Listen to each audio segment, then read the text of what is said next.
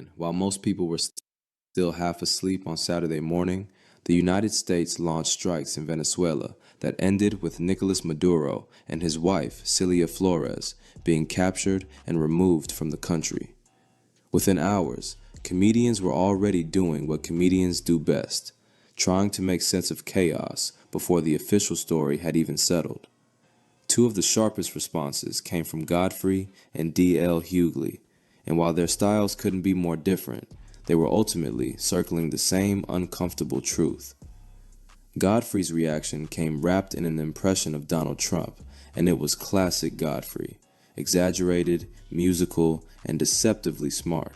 So we've taken over Venezuela, we've taken it over now. We've gotten rid of Maduro.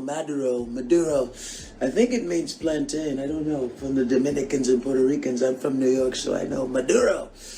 But it is bananas right now. So we took it over. We're going to fix the infrastructure for the Venezuelans, and we're going to take all the oil that we're going to steal. That we're going to take the oil and fix the infrastructure for the people of Venezuela. Muy bien. Muy bien. It's going to be fantastic. We've finally gotten rid of that horrible leader. He's so bad. He's so terrible. But underneath the silliness, Godfrey makes a sharp point. Trump keeps talking about fixing infrastructure and helping Venezuela rebuild, but Godfrey frames it as code. The words say help.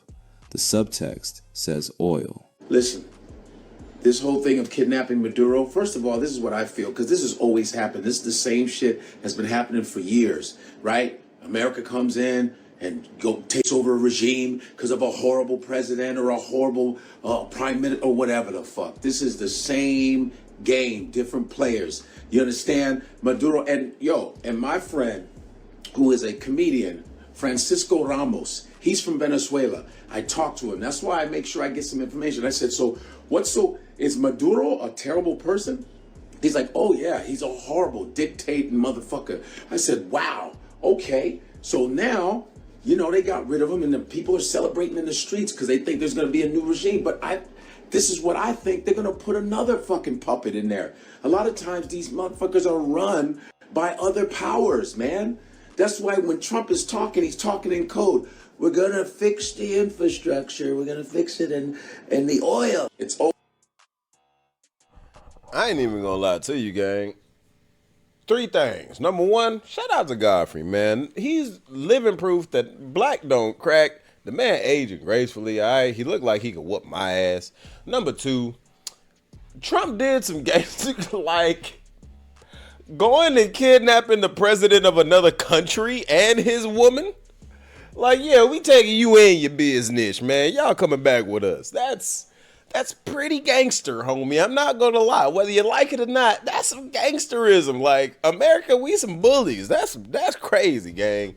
But number 3, yeah, I don't think Trump is really even being coded in his language about the oil and stuff. Like, I feel like he's came out and downright said, yeah, they got large reserves of oil over there. Yeah, we're gonna take that stuff over for right now. And you know what I'm saying? You know what right now means.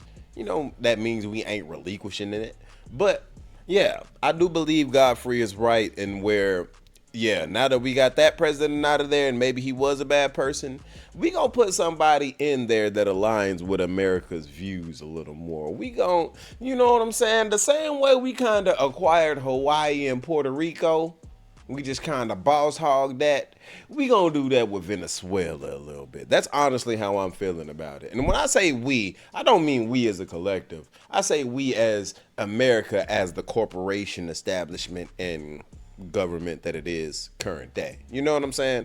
So, But yeah, let's keep going. Always about resources. Always about resources. So if they kidnap Maduro, I don't know where the fuck they put him. They said, we're done with you, man. Thanks for selling out your people. Beat it. That's what they do, especially brown people. I mean, they are all up in South America doing what they're doing. It's like re-gangstering shit again. That's what the fuck is going on. In his telling, Venezuela isn't being rescued, it's being acquired. DL Hughley comes at the situation with far less playfulness and a lot more anger. Where Godfrey uses humor to sneak the message in, Hugley puts it right on the table. He questions how a president can launch strikes, capture a foreign leader, and reshape another country's future without real oversight or consequences. For Hugley, the issue isn't just Venezuela, it's how easily power gets used when no one pushes back. So, Donald Trump is bombing Venezuela without congressional approval. He's taking it upon his own. He hasn't proved his case. He's decided, I can do what I want because I have the mightiest military in the world.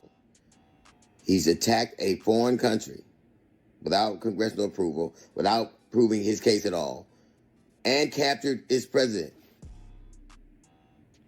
He has attacked an African country under the auspices that allegedly there were atrocities committed against Christians there.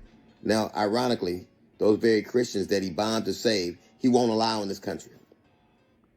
The very people that he killed to save, allegedly will be willing to kill to save, won't let enter this country to save them. All of those people.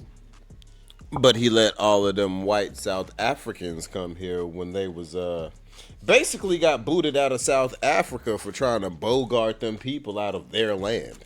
You know what I'm saying? 2% of the population trying to own the majority of the land down there. And I'm African, man, y'all better get on before you get spit on. Yeah, Trump was real quick to let them into the country. Who voted for this man because they thought there'd been end to wars. You're wrong. Because you thought the economy would be better. You're wrong. But now, instead of being as loud as you used to be, you're quiet. You're quiet. You sit there and you pretend like you don't see what's happening. This man is doing exactly what he wants. And when you had military leaders telling, U.S. servicemen that they didn't have to follow legal orders, now you see why. This will not stop here. He's going to do whatever he wants because the people who support him will say and do nothing. One of Hugley's strongest points is the contradiction at the heart of it all. The U.S. claims to intervene to save people from violence and corruption, yet turns around and shuts its doors to refugees fleeing that very instability. He highlights the hypocrisy of telling people to fix their own country while repeatedly helping to break those countries in the first place. There's no need for moral conflict. It's pretty clear. You cannot, as a nation, tell other people that they can't leave a nation like a Venezuela that is so unstable and so politically corrupt and rife with drugs and crime. And people who flee that to come here, you can't say you're not allowed to come here. You can't say things like people were famous for saying, like, fix your own country. They can't come here because, of all the situations you use to bomb them, but they're not allowed to flee that. Then this country will decide who their leaders will be. We will run that country, and we're so shitty at running ours. We're horrible at picking leaders, but we're going to pick other people's leaders. And obviously, we want to pick a leader that is compliant and obedient to us. How do you think that will play with his people? How did it play in Iran or any number of places we tried this before? Regardless of what those people are, they have a right to self-determine. They have a right to self-govern. You said here that many people on the right, all of these podcasters, let them fix their own countries. And then in the same breath say, we'll fix it for them. We'll kidnap their leaders. We'll put people in position that will do our bidding. And we'll call that democracy. We have decided the fate of somebody else's country. And those same people who you say are suffering under the yoke of this man, of this repressive, violent, drug-addled regime, you won't allow to come here. Then he connects it to something even darker. Hugley suggests that Hugley cooking with fish grease right now, man. He ain't lied about a single point that he's made, man. And I have to concur. You know what I'm saying? I agree wholeheartedly. And it's crazy, brother. The times that we are living in, man, it's like I feel like the entire world is like tensing up, right? Amping up for this grand something that's about to happen. I'm not sure what that something is, but I feel like I'm not the only one who feels it in the air, right? Y'all can feel it. You know when you enter a hostile room and people just finished arguing or something and you like, damn, I feel the tension in here. Like, I feel it. You know what I'm saying? You kind of feel that right now. But I also feel like black people as a whole, we kind of at ease with it. Like, we're not, because we've always been fucked up as a people due to the world's ills and everybody else trying to dump on us anyway. So that's made us incredibly resilient, and we used to being at the bottom of things. So you know what I'm saying? Now that we upwardly mobile and doing our thing, it's like, oh, the world's going to shit. I mean, we've been making shingles out of shit forever. So let's build a roof in this motherfucker and let's get it jumping, you know? Let's keep it.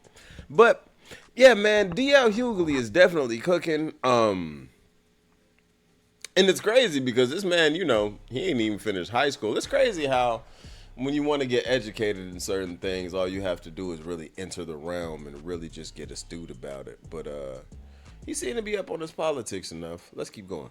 Sudden, dramatic foreign actions conveniently pull attention away from unresolved scandals at home. He draws a sharp contrast between how quickly Maduro was captured and how slowly issues like the Epstein files have moved, implying that war and spectacle are useful distractions when powerful people don't want scrutiny. There's certainly more evidence in the Epstein files that have been released to date, not the million that they're still going through. There's more evidence that people in those files committed crime that impacted people that were in the United States. There's way more evidence in those files than anything they presented as a pretext to bomb a foreign country and kidnap its leader. I said this before. There will be a lot of black and brown people who will die just because this dude hung out with a pedophile. Just because this dude is credibly associated with a deviant.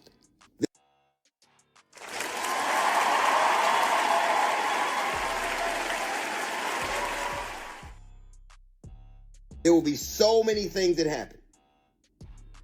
Bombings in Nigeria, taking over Venezuela, blowing up, having war with Iran. All of this because these people do not want to admit that the President of the United States of America was credibly associated with.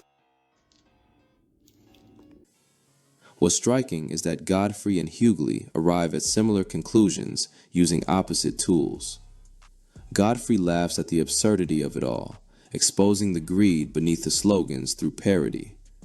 Hugley strips the humor away and forces the audience to sit with the moral cost. One sounds like a stand-up riff, the other sounds like a warning. Together, their reactions underline the same uncomfortable idea. When the language of help and freedom shows up alongside oil interests, military force, and closed borders, it's worth paying attention. Comedy, in this case, isn't just reacting to the news, it's translating it. And maybe that's why these responses resonate. When politics starts to feel surreal, comedians end up acting like translators, breaking down what's happening in plain terms. Godfrey shows how ridiculous the sales pitch sounds when you exaggerate it. Hugley shows how dangerous it is when you don't. Different tones, same message. This wasn't just about Venezuela. It never is.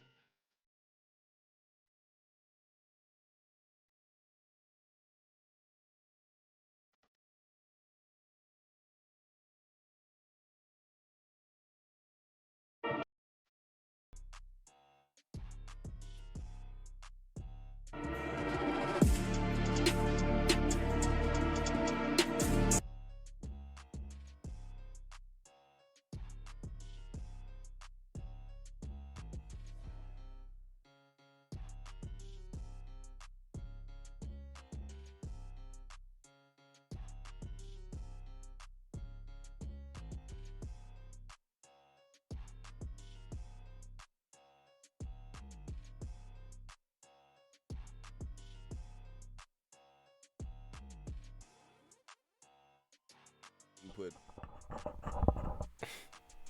Shout out to the Fried Plantain channel, man.